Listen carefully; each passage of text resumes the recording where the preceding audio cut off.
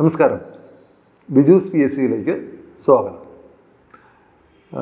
കഴിഞ്ഞ ക്ലാസ്സുകളിൽ നമ്മൾ പറഞ്ഞു വരുന്നത് കേരള നവോത്ഥാനമാണ്. കേരള നവോത്ഥാനത്തിലെ 3 പേരെക്കുറിച്ച് നമ്മൾ പറഞ്ഞത് ആരെക്കുറിച്ചൊക്കെയാണ്? ചാവറയച്ചനെ കുറിച്ച് പറഞ്ഞു, വൈകുണ്ഠസ്വാമികളെ കുറിച്ച് പറഞ്ഞു, തൈക്കാടയ്യയെക്കുറിച്ച് പറഞ്ഞു. ഇത് ഞാൻ 3 പേരെയും ഒരു ഗ്രൂപ്പാക്കിക്കൊണ്ടാണ് പറഞ്ഞത്. അതുപോലെ ഇന്ന് ഞാൻ അടുത്തൊരു ഗ്രൂപ്പുമായി വരികയാണ്. ഇന്നത്തെ എൻ്റെ ഈ ഗ്രൂപ്പിലുള്ളത് ബ്രഹ്മാനന്ദ ശിവയോഗിയും ചട്ടമ്പി സ്വാമിയും ശ്രീനാരായണ ഗുരുവുമാണ്. ബ്രഹ്മാനന്ദ ശിവയോഗിയും ചട്ടമ്പി സ്വാമിയും ശ്രീനാരായണ ഗുരു. ഇവര് എങ്ങനെ ഗ്രൂപ്പിലായി? ഇതിൽ ആദ്യത്തെ ആള് ബ്രഹ്മാനന്ദ ശിവയോഗി. അദ്ദേഹം ജനിച്ചത് 1852 ബ്രഹ്മാനന്ദ ശിവയോഗി ജനിച്ചു 1852. അതിനോടൊപ്പം ഞാൻ ഒന്നുകൂട്ടി 1853 വന്നു. 1853 ആര് ജനിച്ചു? ചട്ടമ്പി സ്വാമികൾ ജനിച്ചു. ചട്ടമ്പി സ്വാമികൾ ജനിച്ചത് 1853. ഞാൻ അതിനോട് 3 കൂട്ടി 1856. 1856 ആര് ജനിച്ചു? ശ്രീനാരായണ ഗുരു ജനിച്ചു. അപ്പോൾ അവരെ നമുക്ക് 3 പേരെ ഒരുമിച്ച് ചേർക്കാം അല്ലെ? BCS. ആരൊക്കെ BCSൽ വരുന്നത്? ബ്രഹ്മാനന്ദ ശിവയോഗി, ചട്ടമ്പി സ്വാമി, ശ്രീനാരായണ ഗുരു. ബ്രഹ്മാനന്ദ ശിവയോഗി എപ്പോൾ ജനിച്ചു? 1852 ജനിച്ചു. അതിനോടൊപ്പം 1 കൂട്ടിയപ്പോൾ 1853 ആര് ജനിച്ചു? ചട്ടമ്പി സ്വാമി ജനിച്ചു. അതിനോടൊപ്പം 3 കൂട്ടി 1856 ആര് ജനിച്ചു? ശ്രീനാരായണ ഗുരു ജനിച്ചു. അപ്പോൾ ആദ്യത്തെ ആളിലേക്ക് വരാമല്ലോ. ബ്രഹ്മാനന്ദ ശിവയോഗി. എന്താ ബ്രഹ്മാനന്ദ ശിവയോഗിയുടെ യഥാർത്ഥ പേര്? കാരാട്ട് ഗോവിന്ദൻകുട്ടി മേനോൻ. കാരാട്ട് ഗോവിന്ദൻകുട്ടി മേനോൻ. അദ്ദേഹമാണ് പിന്നീട് ആരായി മാറിയത്?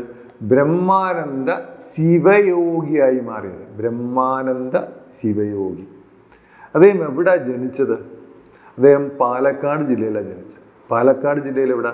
ചിറ്റൂരിൽ. പാലക്കാട് ജില്ലയിലെ ചിറ്റൂരിലാണ് ബ്രഹ്മാനന്ദ ശിവയോഗി ജനിച്ചത്. എപ്പോൾ ജനിച്ചു? 1852. അവിടെയല്ലേ നമ്മൾ തുടങ്ങിയത്?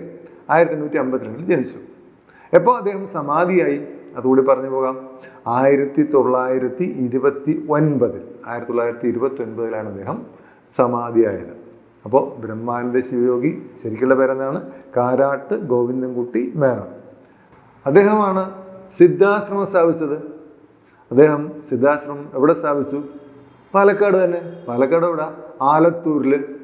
പാലക്കാട് ജില്ലയിലെ ആലത്തൂർ എന്ന് പറയുന്ന സ്ഥലത്താണ് അദ്ദേഹം സിദ്ധാശ്രമം ജനിച്ചത്. അദ്ദേഹം ജനിച്ചത് എവിടെയാണ്? അദ്ദേഹം ജനിച്ചത് ചിറ്റൂരിലാണ്. അദ്ദേഹം ആശ്രമം സ്ഥാപിച്ചത് എവിടെയാണ്? ആലത്തൂരിലാണ്. അപ്പോൾ അതുകൊണ്ട് തന്നെ അദ്ദേഹത്തെ നമ്മൾ എന്ത് വിളിക്കുന്നു? Saint of Alathur. ആലത്തൂരിലെ സ്വാമി, ആലത്തൂരിലെ സന്യാസി എന്നറിയപ്പെടുന്നത് ബ്രഹ്മാനന്ദ ശിവയോഗിയാണ്. ഇനി അതുപോലെ അദ്ദേഹം സിദ്ധാശ്രമമാണ് സ്ഥാപിച്ചത് അല്ലേ? അതുകൊണ്ട് അദ്ദേഹം എന്ത് പേരിൽ അറിയപ്പെട്ടു? സിദ്ധമുനി എന്നറിയപ്പെട്ടത് ബ്രഹ്മാനന്ദ ശിവയോഗിയാണ്. സെയിൻറ്റ് ഓഫ് ആലത്തൂർ, ആലത്തൂരിലെ സന്യാസി എന്നറിയപ്പെട്ടത് ബ്രഹ്മാനന്ദ ശിവയോഗിയാണ്. ഇനി അദ്ദേഹം ഒരു കൺസെപ്റ്റ് മുന്നോട്ട് വെച്ചു. എന്താ അദ്ദേഹത്തിൻ്റെ കൺസെപ്റ്റ്? Mind is God. മനസ്സാണ് ദൈവം. മനസ്സാണ് ദൈവം എന്ന് പറയുന്നത് ബ്രഹ്മാനന്ദ ശിവയോഗിയാണ്. ഇപ്പോൾ വേറെ ദൈവമില്ല. അപ്പോൾ അദ്ദേഹം നിരീശ്വരവാദിയാണ്. നിരീശ്വരവാദികളുടെ ഗുരു എന്നറിയപ്പെടുന്ന ആരാണ്? ബ്രഹ്മാനന്ദ ശിവയോഗിയാണ്. നിരീശ്വരവാദികളുടെ ഗുരു അല്ലേ? അതായത് അദ്ദേഹത്തെ എന്തൊക്കെ വിളിച്ചു? നമ്മൾ സിദ്ധമുനി എന്ന് വിളിച്ചു, അദ്ദേഹത്തെ സെയിൻറ്റ് ഓഫ് ആലത്തൂർ എന്ന് വിളിച്ചു, അദ്ദേഹത്തെ പിന്നെ ഇപ്പം എന്താ വിളിച്ചത്?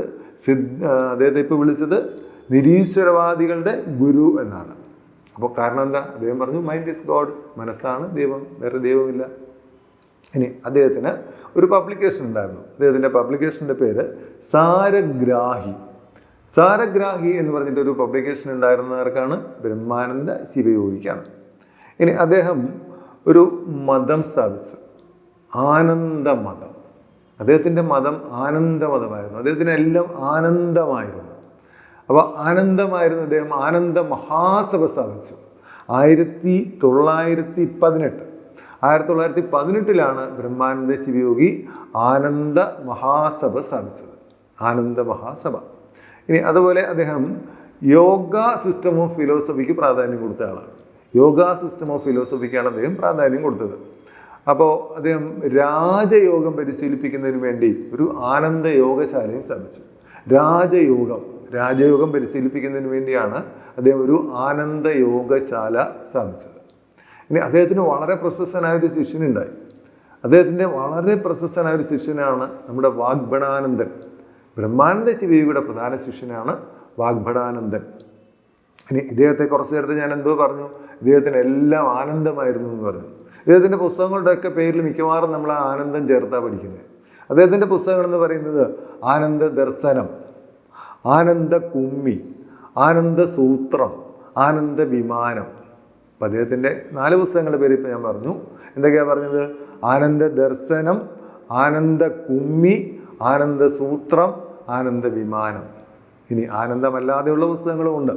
അദ്ദേഹത്തിൻ്റെ ഏറ്റവും പ്രശസ്തമായ പുസ്തകമായി പറയുന്നത് മോക്ഷപ്രദീപമാണ്. അദ്ദേഹത്തിൻ്റെ ഏറ്റവും പ്രശസ്തമായ ഒരു പുസ്തകമാണ് മോക്ഷപ്രദീപം. അതുപോലെ രാജയോഗ രഹസ്യം. അപ്പോൾ മോക്ഷപ്രദീപം, രാജയോഗ രഹസ്യം, പിന്നെ അദ്ദേഹം എന്തോ പറഞ്ഞു, സിദ്ധാശ്രമം സ്ഥാപിച്ച ആളാണ്, സിദ്ധമുനി എന്നൊക്കെ പറഞ്ഞല്ലോ. അപ്പോൾ അദ്ദേഹത്തിൻ്റെ മറ്റൊരു പുസ്തകത്തിൻ്റെ പേര് സിദ്ധാനുഭൂതി. സിദ്ധാനുഭൂതി എന്നൊരു പുസ്തകമുണ്ട് അദ്ദേഹത്തിൻ്റെ.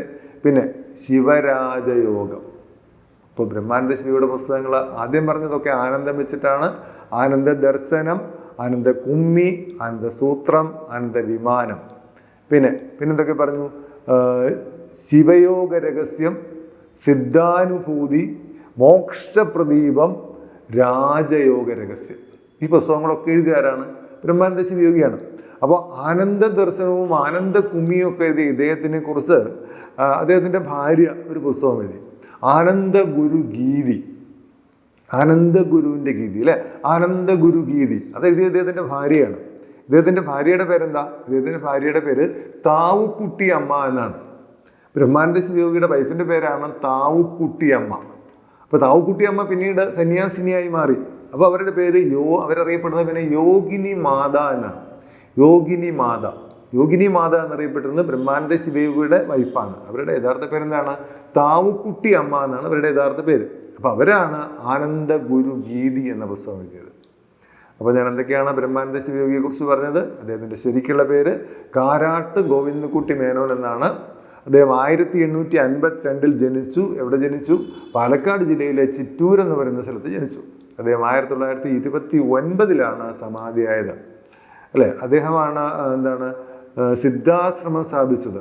സിദ്ധാശ്രമം സ്ഥാപിച്ച അദ്ദേഹം സിദ്ധമുനി എന്നറിയപ്പെട്ടു. അദ്ദേഹം ആലത്തൂരിലാണ് സിദ്ധാശ്രമം സ്ഥാപിച്ചത്. അതുകൊണ്ട് തന്നെ സെയിൻറ്റ് ഓഫ് ആലത്തൂർ എന്നറിയപ്പെട്ടു. അദ്ദേഹം എന്ത് പറഞ്ഞു? മൈൻഡ് ഈസ് ഗോഡ്, മനസ്സാണ് ദൈവം. അതുകൊണ്ട് തന്നെ അദ്ദേഹം നമ്മൾ ഗുരു ഓഫ് ഏത്തിയസ്റ്റ് എന്ന് വിളിച്ചു. നിരീശ്വരവാദികളുടെ ഗുരു എന്ന് പറഞ്ഞു. അദ്ദേഹത്തിൻ്റെ കൺസെപ്റ്റ് എന്തായിരുന്നു? ആനന്ദ ദർശനമായിരുന്നു. അദ്ദേഹമാണ് ആനന്ദ മഹാസഭ സ്ഥാപിച്ചത് 1918. അദ്ദേഹമാണ് ആനന്ദ മതം സ്ഥാപിച്ചത്. അദ്ദേഹം യോഗ സിസ്റ്റം ഓഫ് ഫിലോസഫിക്കാണ് പ്രാധാന്യം കൊടുത്തത്. അങ്ങനെ രാജയോഗം പഠിപ്പിക്കുന്നതിന് വേണ്ടി അദ്ദേഹം എന്താരംഭിച്ചത്? ആനന്ദയോഗശാല ആരംഭിച്ചു. അദ്ദേഹത്തിൻ്റെ ഒരു പ്രസിദ്ധീകരണത്തിൻ്റെ പേര് ഞാൻ പറഞ്ഞുവല്ലോ. എന്താ അദ്ദേഹത്തിൻ്റെ പ്രസിദ്ധീകരണം? സാരഗ്രാഹി. സാരഗ്രാഹി. അദ്ദേഹത്തിൻ്റെ പ്രധാന ശിഷ്യനാരാ? അത് വാഗ്ഭടാനന്ദനാണ്. ഇനി അദ്ദേഹത്തിൻ്റെ പുസ്തകങ്ങളുടെ പേരെന്തൊക്കെയാണ് പറഞ്ഞത്? ശിവയോഗ രഹസ്യം, സിദ്ധാനുഭൂതി, മോക്ഷപ്രദീപം, രാജയോഗ രഹസ്യം, വിഗ്രഹാരാധന ഖണ്ഡനം. അദ്ദേഹത്തിൻ്റെ ഒരു പുസ്തകമാണ്. ഞാൻ ആദ്യം പറഞ്ഞില്ല ആ പുസ്തകം. വിഗ്രഹാരാധന ഖണ്ഡനം. വിഗ്രഹാരാധനയെ അദ്ദേഹം ഖണ്ഡിച്ചു. വിഗ്രഹാരാധന ഖണ്ഡനം. പിന്നെ ആനന്ദ ദർശനം, ആനന്ദ കുമ്മി, ആനന്ദ സൂത്രം, ആനന്ദ വിമാനം. ഇനി ഞാൻ ഒരു ആനന്ദം കൂടെ പറഞ്ഞല്ലോ, ആനന്ദ ഗുരുഗീതി. ആനന്ദ ഗുരുഗീതി എഴുതിയതാരാ? അത് താവുക്കുട്ടി അമ്മയാണ്. താവുക്കുട്ടി അമ്മ ആരാ? ഇദ്ദേഹത്തിൻ്റെ വൈഫാണ്. അവരെന്ത് പേരിൽ അറിയപ്പെട്ടു? യോഗിനി മാത എന്ന പേരിൽ അറിയപ്പെട്ടു. അപ്പോൾ ഇത് ഇത്രയും കാര്യങ്ങളാണ് നമ്മൾ പ്രധാനമായിട്ട് ആരെക്കുറിച്ച് പഠിക്കുന്നത്? ബ്രഹ്മാനന്ദ ശിവയോഗിയെക്കുറിച്ച് പഠിക്കുന്നത്. അപ്പോൾ ബ്രഹ്മാനന്ദ ശിവയോഗിയായപ്പോൾ നമ്മുടെ 4ാമത്തെ ആളാണ് നമ്മുടെ നവോത്ഥാന നായകരിൽ. ഞാൻ പറഞ്ഞു വരുന്ന നവോത്ഥാന നായകന്മാരിൽ 4ാമത്തെ ആളാണ്. അപ്പോൾ മറ്റുള്ളവരെ കുറിച്ചൊക്കെ മനസ്സിലാക്കണമെങ്കിൽ നിങ്ങൾ കഴിഞ്ഞ എപ്പിസോഡുകൾ കാണുക. ഒപ്പം തന്നെ തുടർന്നുള്ള ക്ലാസ്സുകൾ നിങ്ങൾക്ക് കാണണമെങ്കിൽ നിങ്ങൾ എൻ്റെ ഈ ചാനൽ സബ്സ്ക്രൈബ് ചെയ്യുക. നിങ്ങൾ ആ ബെൽ ബട്ടൺ അമർത്തുക. അപ്പോൾ നിങ്ങൾക്ക് എല്ലാ ക്ലാസ്സുകളും കൃത്യമായി കാണാനായിട്ട്. ഞാൻ ഇന്ന് പറഞ്ഞു പോയ ഈ ഭാഗങ്ങളിൽ എന്തെങ്കിലും സംശയങ്ങൾ നിങ്ങൾക്കുണ്ടെങ്കിൽ കമൻറ്റ് ബോക്സിൽ നിങ്ങൾക്ക് ചോദ്യങ്ങൾ ചോദിക്കാവുന്നതാണ്. നിങ്ങളുടെ സംശയങ്ങൾ അതിനകത്ത് രേഖപ്പെടുത്താവുന്നതാണ്. ഞാൻ കൃത്യമായ മറുപടി അതിന് തരുന്നതായിരിക്കും. നമ്മുടെ PSCയുടെ ഇപ്പോഴത്തെ ചോദ്യം ചോദിക്കൽ രീതി എല്ലാം കുഴപ്പിക്കുന്ന രീതിയാണല്ലോ. അപ്പോൾ അങ്ങനെയുള്ള ഏത് ചോദ്യവും നിങ്ങൾക്ക് എന്നോടും ചോദിക്കാം. അതിന് കൃത്യമായിട്ട് ഞാൻ അടുത്ത എപ്പിസോഡുകളിൽ അല്ലെങ്കിൽ അല്ലാതെ തന്നെ ഞാൻ മറുപടി നിങ്ങൾക്ക് തരുന്നതായിരിക്കും. ഓക്കെ, നമുക്ക് അടുത്തൊരു നവോത്ഥാന നായകനുമായിട്ട് അടുത്തൊരു എപ്പിസോഡിൽ കാണാം.